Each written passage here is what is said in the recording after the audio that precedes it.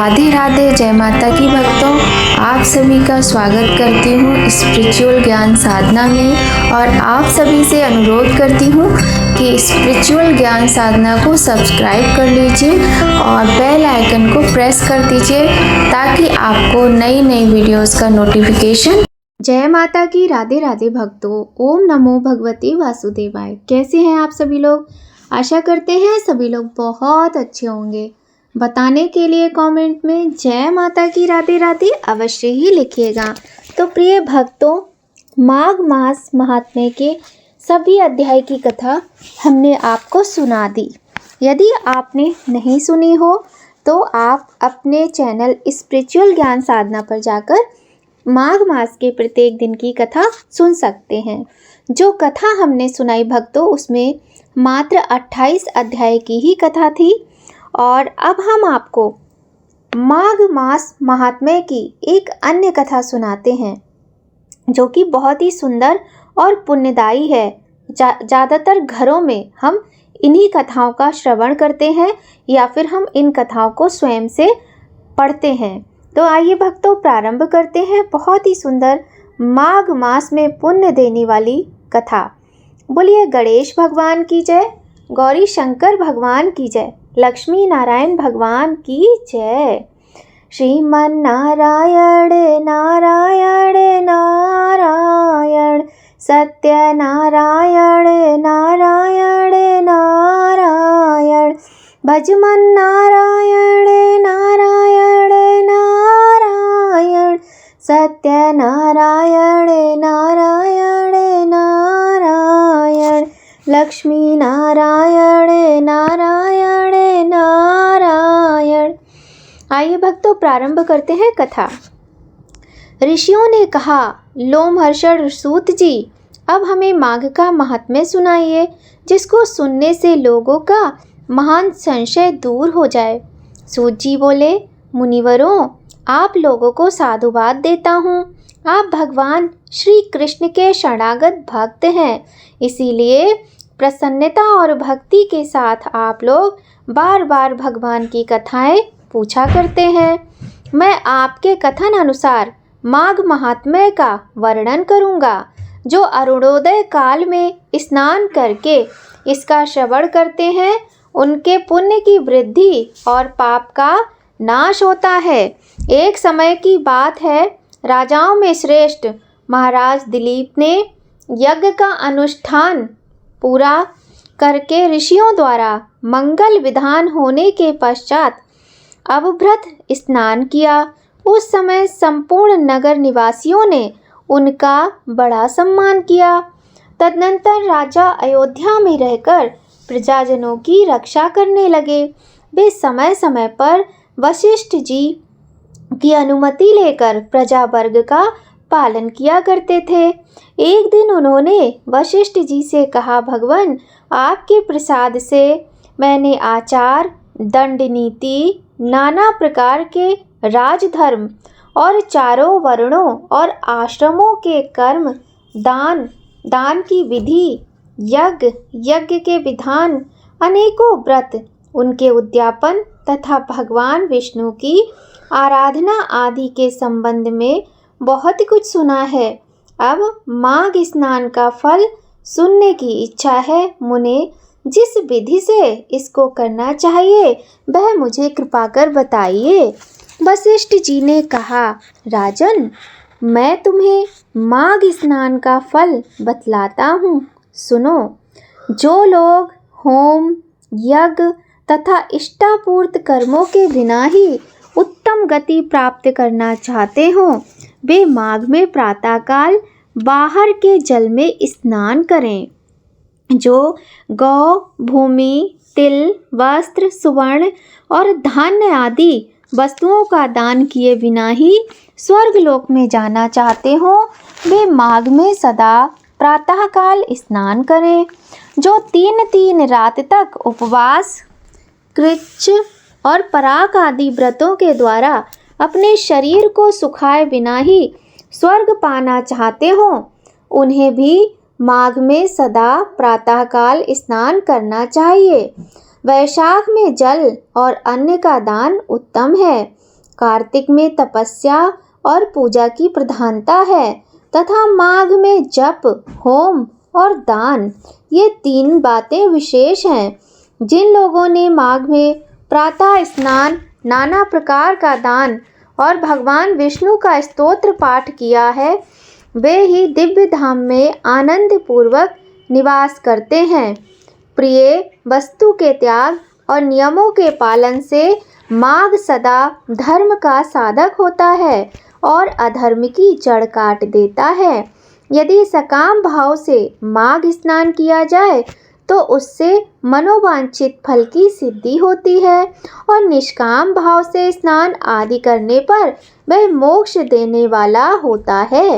निरंतर दान करने वाले, वन में रहकर तपस्या करने वाले और सदा अतिथि सत्कार में संलग्न रहने वाले पुरुषों को जो दिव्यलोक प्राप्त होते हैं, वे ही माघ मास स्नान करने वाले को भी मिलते हैं। अन्य पुण्यों से स्वर्ग में गए हुए मनुष्य पुण्य समाप्त होने पर वहाँ से लौटकर आते हैं, किंतु माघ स्नान करने वाले मानव कभी वहाँ से लौटकर नहीं आते। माघ स्नान से बढ़कर कोई पवित्र और पापनाशक व्रत नहीं है। इससे बढ़कर कोई तप और इससे बढ़कर कोई महत्वपूर्ण साधन नहीं है। यही परम हितकारक और तत्काल पापों का नाश करने वाला है। महर्षि भृगु ने मणि पर्वत पर विद्याधर से कहा था, जो मनुष्य माघ के महीने में जब उषा काल की लालिमा बहुत अधिक हो, गांव से बाहर नदी या पोखर में नित्य स्नान करता है, वह पिता और माता के कुल की 7 पीढ़ियों का उद्धार करके स्वयं देवताओं के समान शरीर धारण कर स्वर्ग लोक में चला जाता है। राजा दिलीप ने पूछा, ब्राह्मण महर्षि भृगु ने किस समय मणि पर्वत पर विद्याधर को धर्मोपदेश दिया था, बताने की कृपा करें। वशिष्ठ जी बोले, राजन, प्राचीन काल में एक समय 12 वर्षों तक वर्षा नहीं हुई। इससे सारी प्रजा उद्विग्न और दुर्बल होकर 10 दिशाओं में चली गई। उस समय हिमालय और विंध्य पर्वत के बीच का प्रदेश खाली हो गया। स्वाहा, स्वधा, वषट्कार और वेदाध्ययन सब बंद हो गए। समस्त लोक में उपद्रव होने लगा। धर्म का तो लोप ही हो गया था, प्रजा का भी अभाव हो गया। भूमंडल पर फल, मूल, अन्न और पानी की बिल्कुल कमी हो गई। उन दिनों नाना प्रकार के वृक्षों से आच्छादित नर्मदा नदी के रमणीय तट पर महर्षि भृगु का आश्रम था।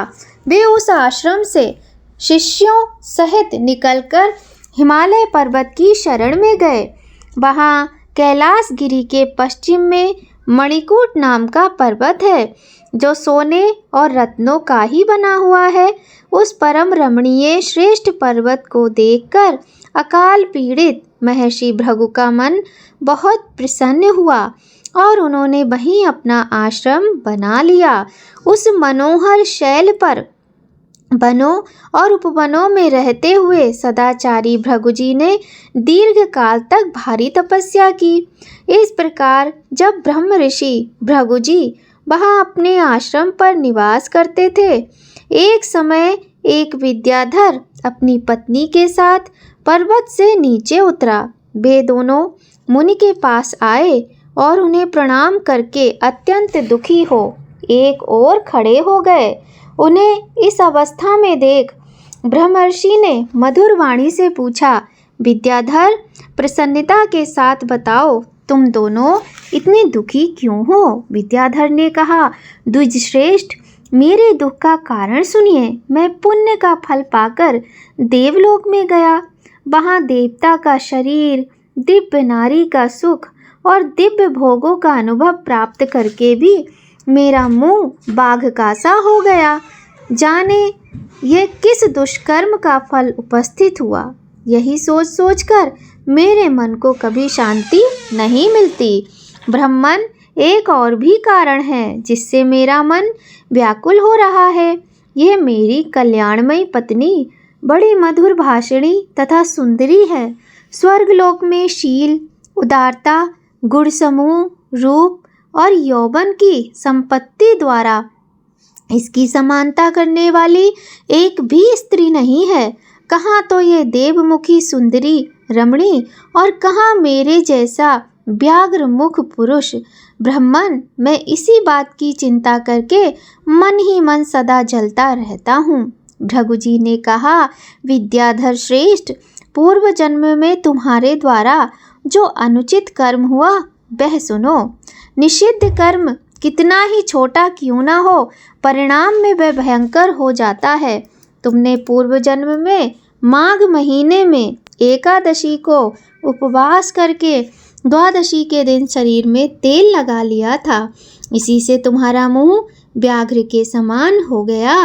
पुण्यमयी एकादशी का व्रत करके द्वादशी को तेल का सेवन करने से पूर्व काल में इलानंदन पुरुरवा को भी कुरूप शरीर की प्राप्ति हुई थी।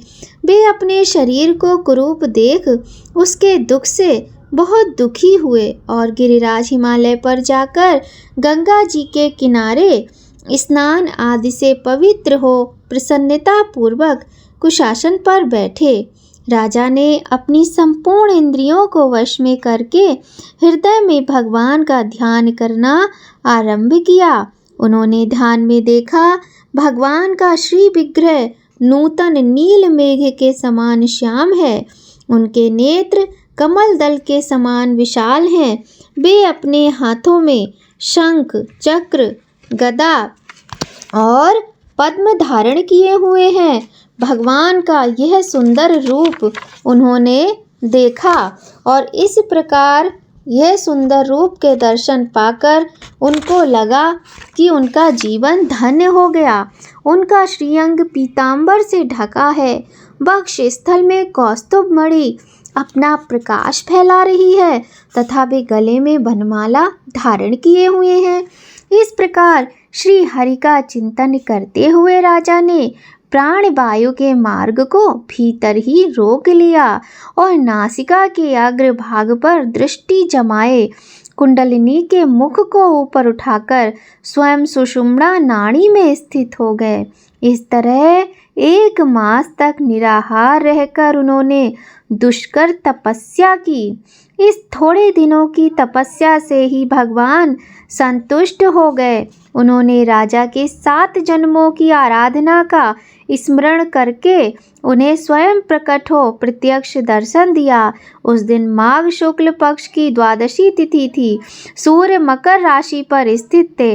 भगवान वासुदेव ने बड़ी प्रसन्नता के साथ चक्रवर्ती नरेश पुरुरवा पर शंख का जल छोड़ा और उन्हें अत्यंत सुंदर एवं कमनीय रूप प्रदान किया।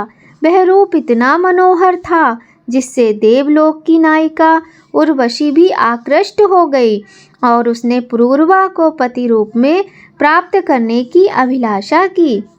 इस प्रकार राजा पुरुरवा भगवान से वरदान पाकर कृतकृत्य हो अपने नगर में लौट आए। विद्याधर, कर्म की गति ऐसी ही है।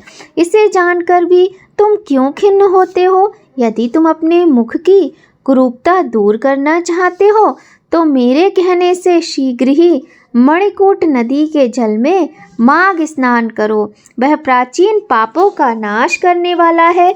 तुम्हारे भाग्य से माघ बिल्कुल निकट है। आज से 5 दिन के बाद ही माघ मास आरंभ हो जाएगा।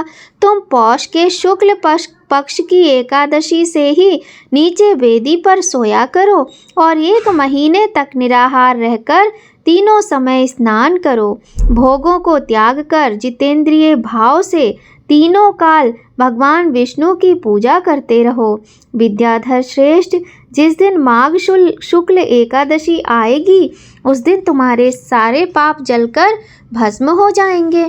फिर द्वादशी के पवित्र दिन को मैं मंत्रपूत कल्याण में जल से अभिषेक करके तुम्हारा मुख कामदेव के समान सुंदर कर दूंगा। फिर देवमुख होकर इस सुंदरी के साथ तुम सुखपूर्वक क्रीड़ा करते रहना। विद्याधर, माघ के स्नान से विपत्ति का नाश होता है और माघ के स्नान से पाप नष्ट हो जाते हैं। माघ सब व्रतों से बढ़कर है तथा ये सब प्रकार के दानों का फल प्रदान करने वाला है। पुष्कर, कुरुक्षेत्र, ब्रह्मावर्त, पृथुदक, अविमुक्त क्षेत्र काशी, प्रयाग तथा गंगा सागर संगम में 10 वर्षों तक शौच, संतोषादि नियमों का पालन करने से जो फल प्राप्त होता है वह माघ के महीने में 3 दिनों तक स्नान करने से ही मिल जाता है।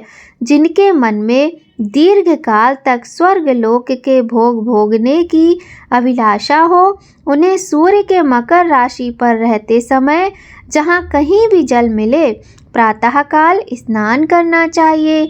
आयु, आरोग्य, रूप, सौभाग्य एवं उत्तम गुणों में जिनकी रुचि हो, उन्हें सूर्य के मकर राशि पर रहने तक प्रातःकाल अवश्य स्नान करना चाहिए।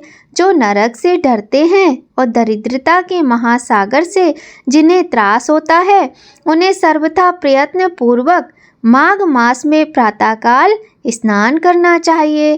देवश्रेष्ठ, दरिद्रता, पाप और दुर्भाग्य रूपी कीचड़ को धोने के लिए माघ स्नान के सिवा दूसरा कोई उपाय नहीं है। अन्य कर्मों को यदि अश्रद्धा पूर्वक किया जाए तो वे बहुत थोड़ा फल देते हैं, किंतु माघ स्नान यदि श्रद्धा के बिना भी विधि पूर्वक किया जाए तो वह पूरा पूरा फल देता है। गांव से बाहर नदी या पोखरे के जल में जहाँ कहीं भी निष्काम या सकाम भाव से माघ स्नान करने वाला पुरुष इस लोक और परलोक में दुख नहीं देखता। जैसे चंद्रमा कृष्ण पक्ष में क्षीण होता है और शुक्ल पक्ष में बढ़ता है, उसी प्रकार माघ मास में स्नान करने पर पाप क्षीण होता है और पुण्य राशि बढ़ती है। जैसे समुद्र में नाना प्रकार के रत्न उत्पन्न होते हैं, उसी प्रकार माघ स्नान से आयु, धन और स्त्री आदि संपत्तियां प्राप्त होती हैं। जैसे कामधेनु और चिंतामणि मनोवांछित भोग देती हैं, उसी प्रकार माघ स्नान सब मनोरथों को पूर्ण करता है। सतयुग में तपस्या को, त्रेता में ज्ञान को, द्वापर में भगवान के पूजन को और कलयुग में दान को उत्तम माना गया है, परंतु माघ का स्नान सभी युगों में श्रेष्ठ समझा गया है। सबके लिए, समस्त वर्णों और आश्रमों के लिए माघ का स्नान धर्म की धारावाहिक वृष्टि करता है। भृगु जी के ये वचन सुनकर वह विद्याधर उसी आश्रम पर ठहर गया और माघ मास में भृगु जी के साथ ही उसने विधि पूर्वक पर्वतीय नदी के कुंड में पत्नी सहित स्नान किया। महर्षि भृगु के अनुग्रह से विद्याधर ने अपना मनोरथ प्राप्त कर लिया। फिर वह देवमुख होकर मणि पर्वत पर आनंद पूर्वक रहने लगा। भृगु जी उस पर कृपा करके बहुत प्रसन्न हुए और पुनः विंध्य पर्वत पर अपने आश्रम में चले आए। उस विद्याधर का मणिमय पर्वत की नदी में माघ स्नान करने मात्र से कामदेव के समान मुख हो गया तथा भृगु जी भी नियम समाप्त करके शिष्यों सहित विंध्याचल पर्वत की घाटी में उतरकर नर्मदा तट पर आए। वशिष्ठ जी कहते हैं कि हे राजन, महर्षि भृगु के द्वारा विद्याधर के प्रति कहा हुआ ये माघ महात्म्य संपूर्ण भुवन का सार है तथा नाना प्रकार के फलों से विचित्र जान पड़ता है। जो प्रतिदिन इसका श्रवण करता है वह देवता की भांति समस्त सुंदर भोगों को प्राप्त कर लेता है। बोलिए माघ मास स्नान की जय। बोलिए गंगा मैया की जय। गौरी शंकर भगवान की जय। लक्ष्मी नारायण भगवान की जय। श्रीमन नारायण नारायण नारायण, भजमन नारायण नारायण नारायण, सत्य नारायण नारायण नारायण, लक्ष्मी नारायण नारायण नारायण। आइए भक्तों, अब हम करते हैं बहुत ही पावन पवित्र गंगा चालीसा का पाठ। मात शैल सुतास्य पत्नी ससुधा श्रृंगार धरावली। स्वर्गारोहण जय जयंती भक्तिम भागीरथी प्रार्थय। जय जय जय जग पावनी चैति देव सरिगंग। जय शिव जटा निवासिनी अनुपम तुंग तरंग। जय जय जननी हराना अघघानी आनंद करनी गंगा महारानी। जय भगीरथी सुरसरी माता कलिमल मूल डालनी विख्याता। जय जय जहानु सुता अघनानी भीष्म की माता जगावधन जननी। धवल कमल दल मम तनु सजे लख शरत चंद्र छवि लजाई। बहा मकर बिमल शुचि सोहे अमिया कलश कर लखि मन मोहे। जदिता रत्ना कंचन आभूषण ये मणिहर हरा नितम दूषण। जग पावनी त्रैताप नासवनी तरल तरंग तुंग मन भावनी। जो गणपति अति पूज्य प्रधान इहु ते प्रथम गंगा स्नाना। ब्रह्मा कमंडल वासिनी देवी श्री प्रभुपद पंकज सुख सेवी। साति सहस्त्र सागर सुत तरियो गंगा सागर तीरथ धरियो। अगम तरंग उठियो मन भवन लखी तीरथ हरिद्वार सुहावन। तीरथ राज प्रयाग अक्षय वेता धरियो मात पुण्य काशी करवत। धनी धनी सुर सरि स्वर्ग की सीधी तरनी अमिता पितु पढ़ पिरही। भागीरथी ताप कियो पारा दियो ब्रह्म तब सुर सरि धारा। जब जग जननी चलियो हराई शंभु जाता मैं रहो समाई। वर्षा पर्यंत गंगा महारानी रही शंभु के जात भुलानी। पुनि भागीरथी शंभु ध्यायो तब एक बूंद जटा से पायो। ताते मातु भेंत्र धारा मृत्यु लोक नाभा रूपा तारा। गई पाताल प्रभावती नामा मंदाकिनी गई गगन ललामा। मृत्यु लोक जाह्नवी सुहावनी कलिमल हरनी अगम जग पावनी। धनी मैया तब महिमा भारी धर्म धुरी कल कलुष कुठारी। मातु प्रभुवती धनि मंदाकिनी धनि सुर सरित सकल भय नासिनी। पन करत निर्मल गंगा जल पावत मने चित अनंत फल। पूर्व जन्म पुण्य जब जागत तब ही ध्यान गंगा मह लागत। जई पगु सुर सरी हेतु उठावहीं तई जग अश्वमेघ फल पावहीं। महापतित जिन कहु न तारे तिन तारे के नाम तिहारे। शतयोजन हूँ से जो ध्यावहीं निश्चाई विष्णु लोक पद पावहीं। नाम भजत अगणित अघनाशय विमल ज्ञान बल बुद्धि प्रकाशे। जिमि धन मूल धर्म अरुदाना धर्म मूल गंगा जल पाना। तब गुण गुणन करत दुख भाजत ग्रह ग्रह संपत्ति सुमति विराजत। गंगहि नेम सहित नित्य ध्यावत दुर्जनऊ सज्जन पद पावत। उदहीन विद्या बल पावै रोगी रोग मुक्त हवै जावै। गंगा गंगा जो नर कहीं भूखा नंगा कभू न रही। निकसत ही मुख गंगा माही शबड़ दावी यम चलई पराई। मैं अघिन अधमन कह तारे भय नरका के बंद किवारे। जो नर जपी गंग शतनामा सकल सिद्ध पुराण पूर्ण होवै कामा। सब सुख भोग परम पद पावहीं आवागमन रहित हवै जावहीं। धनि मैया सुर सरि सुख देनी धनि धनि तीरथ राज त्रिवेणी। ककरा ग्राम ऋषि दुर्वासा सुंदर दास गंगा कर दासा। जो ये पढ़े गंगा चालीसा मिली भक्ति अविरल वागीसा। नित नय सुख संपत्ति लहे धरे गंगा का ध्यान। अंत समाई सुरपुर बसल सदर बैठी विमान। संबत भूत नवदिशी राम जन्म दिन चैत्र। पूर्ण चालीसा किया हरि भक्तन हित नेत्र। बोलिए गंगा मैया की जय। भक्तों, आज की वीडियो आपको कैसी लगी कमेंट करके ज़रूर बताइएगा। माँ गंगा आप सभी के कष्टों को दूर कर सभी की मनोकामना पूर्ण करें।